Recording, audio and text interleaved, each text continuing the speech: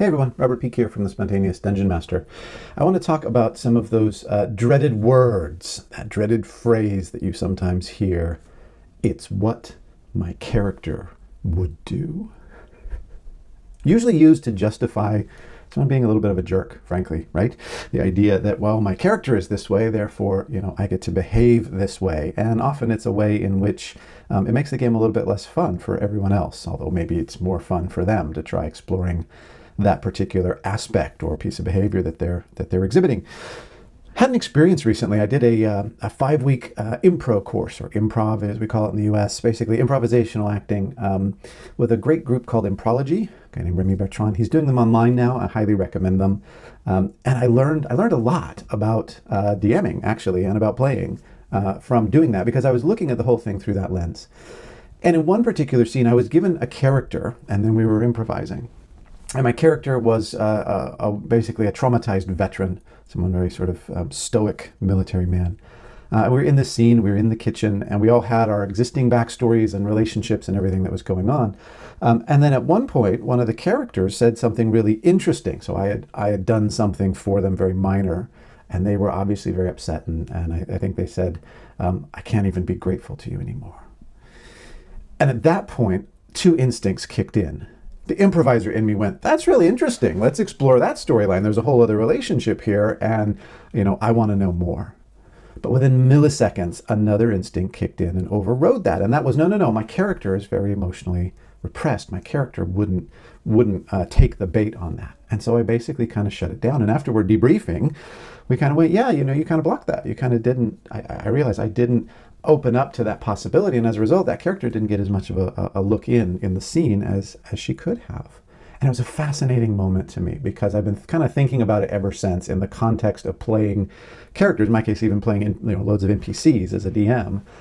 And I think at some point, we have a basic realization that the character is different than you, and that's interesting. And suddenly you start thinking like your character, and that becomes a really important part of the game, right? So that you stop metagaming, you stop doing things based on information that your character wouldn't know. And to some extent, you stop doing things that are different about your character's personality than about your own personality traits. However, what I realize is there's something even bigger than the character going on. This is one of the really big premises of improv, is that in a way you're not only playing in the scene, you're directing the scene, right? You're looking out for the scene as a whole, and you're looking out for your fellow participants, those actors that are in the scene with you, to feed them, to support them. And the more you get out of your own self and into that mode, the more fun it becomes. And really, the fundamental instinct is curiosity. I overrode that. I overrode my own curiosity.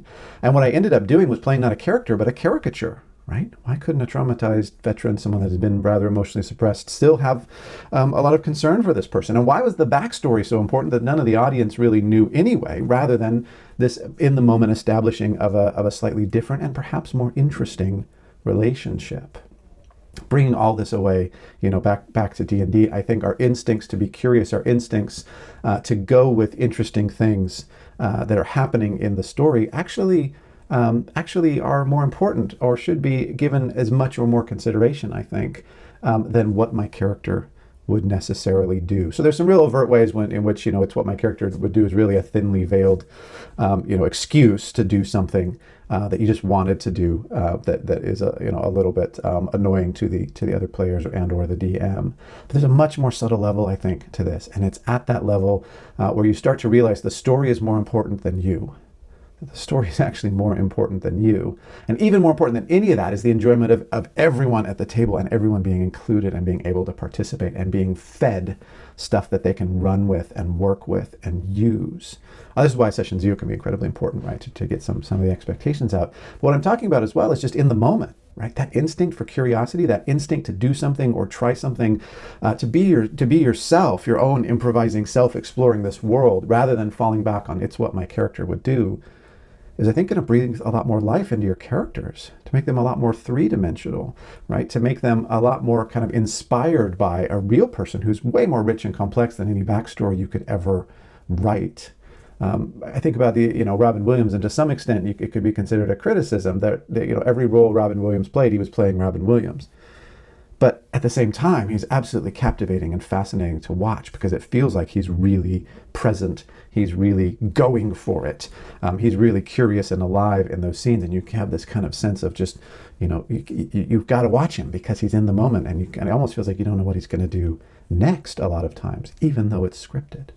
So just musings about all of this and some food for thought, maybe certainly for me when I'm going to play NPCs, that your characters need to be changed by the circumstances, right? Their backstories, their flaws, their bonds, their ideals, all this stuff that we cook up is just a starting point. It's really just a starting point. Discovering the character happens through the character responding and reacting to things, and your instincts to be considerate, to be cooperative, and to be curious in relation to each other are not only going to make the game more fun, they're going to actually make your characters more interesting and more well-rounded.